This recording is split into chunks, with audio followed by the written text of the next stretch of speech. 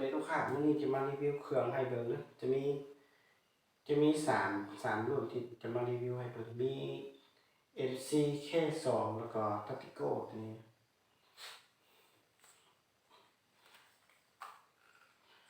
กระบอกนี้จะเป็นตัว MC นะตัวนี้นะเป็นลม MC เป็นตัววาล์วปลั๊กในใส่เก็บเสียงเป็นตัวสีดำงามเลยเก็บเสียงวาล์วปลั๊กในตัวนี้นะเครื่องเป็นเครื่องใหม่ๆมือนึงเลยยังบ่ได้หาประกอบแล้วยังบ่ได้ยิงจักบาทได้ตัวนี้นะ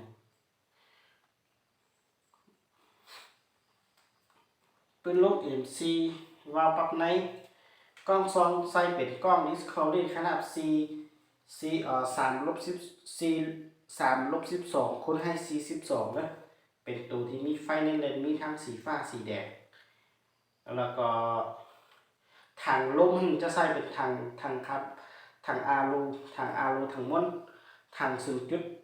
0.42 เป็นตัวกลางนะ 0.42 นะแล้วก็วาล์วจะใส่เป็นวาล์วปลั๊กในวาล์วเซ็ตพันวาล์วเซ็ตพันวาล์วปลั๊กในวาล์วปลั๊กนอกปลั๊กในราคาเดียวได้ตัวนี้นะตัวนี้ใส่เป็นวาล์วปลั๊กในส่วนราวจะใส่เป็นราวที่เคฮ่องกงราวยาว50 เซนราวเป็นราว12 เกี่ยวราวมีให้ประกันให้เลยราวนะเครื่องใหม่ๆงามอยู่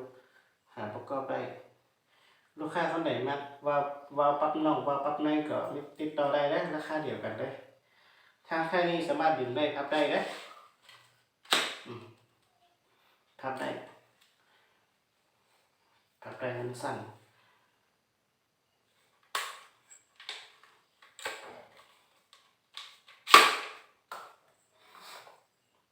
ลูกค้าคนไหนสนใจก็ติดต่อมาได้ตัวนี้จะเป็นตัวมีแม็กใส่ลูกด้วยมีโมใส่ลูกนะนี่แม็กก็ใส่ให้ละใส่รีวิวให้เบิ่งแม็กเป็นตัวมี11 ลูกนี่11 ลูกงามอยู่วาล์วนอกตัวนี้วาล์วนอกวาล์วในก็ราคาเดียวต่อไปตัวนี้จะเป็นตัวเขาเรียกว่าตัว K2 นะตัวนี้ตัว K2 นี่คนมักใส่หลายได้ตัวนี้นะพอมันแห้งดีตัวนี้นะเครื่องก็เป็นเครื่องใหม่ๆประเด็นทั้งบ้านเลยเครื่องเป็นเครื่องของไซนอนออกใหม่หน้าสุดปี25เลยงามอยู่ใส่วาล์วตัวนี้ยับใส่เป็นวาล์วปลั๊กนอกนะตัวนี้เป็นตัวK2 ใส่วาล์ว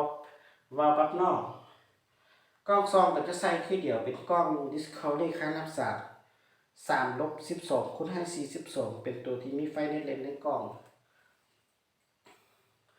ถังลมมันจะใส่เป็นถังลมมันจะใส่เป็นถังอารูถัง 0.42 แล้วก็วาล์วมันจะใส่เป็นวาล์วใหญ่วาล์วปลั๊กนอกนะตัวนี้นะวาล์วปลั๊กนอกคือแบบนี้แหละส่วนเราก็จะใส่เราที่เคกันเราที่เคฮ่องกงเราเงา50 เส้นเรา12 เกี่ยวเลยมีให้ประกันเราให้เลยมีให้ประกันเราให้6 เดือนได้แต่ละกระบอกแต่ละรุ่นตัวนี้จะใส่เป็นวาล์วปลั๊กนอกแต่ว่าถ้าว่าลูกค้าอยากได้เป็นวาล์วปลั๊กในคือตัว FC ตัวนี้ก็ได้นะเราจะเปลี่ยนให้ได้เนี่ยเพราะว่าตัวนี้มันจะเปลี่ยนได้ตัวทั้งวาล์วนอกกับวาล์วในทางค่ายนี่ก็จะพับได้หรือได้นะพับได้ให้มันสั้นแล้วก็ใส่ถุงไปป้าสบายได้ถึงนะตัวนี้ก็จะมีแม็กใส่ลูกแม็กก็คือเดียวกับตัว MC นั่นแหละใส่ได้11 ลูกนะ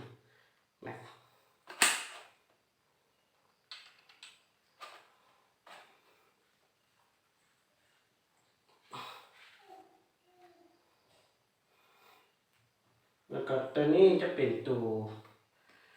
ทัตติโก้ตัวนี้นะตัวนี้งามอยู่ตัวนี้นะแล้วก็น้ำหนักตัวนี้ก็จะเบากว่าตัว MC กับตัว K2 นะตัวนี้ปืนจะเป็นรุ่นทัตติโก้ก็จะเขียนติดใส่เลยทัตติโก้เนี่ย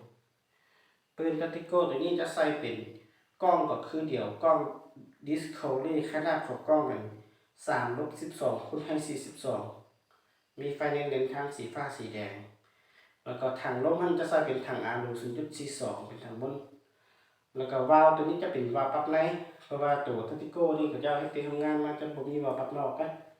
จะมีแต่วาล์วปรับในไว้แล้วก็เราก็จะใช้คือเดี๋ยวเราเป็นเราที่เคฮ่องกงเรายาว50 เซนเรา12เกี่ยวเรามีรับประกันให้6 เดือนให้ได้แต่ละรุ่นแต่นี่น้ำหนักจะเบากว่าตัว MC กับ K2 ไหมถ้ามาใส่ถังคาร์บอนกับกล้อง DSLR นี่แห้งเบาถ้ามาใส่ถังคาร์บอนนะ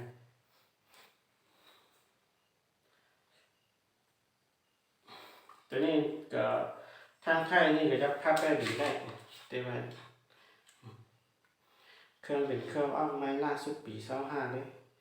หาประกอบแล้วยังไม่ได้นี่จะบาทเลยตัวทัติโก้นี่ทางไทยนี่เขาจะได้ตั้งตัว MC แค่2นะ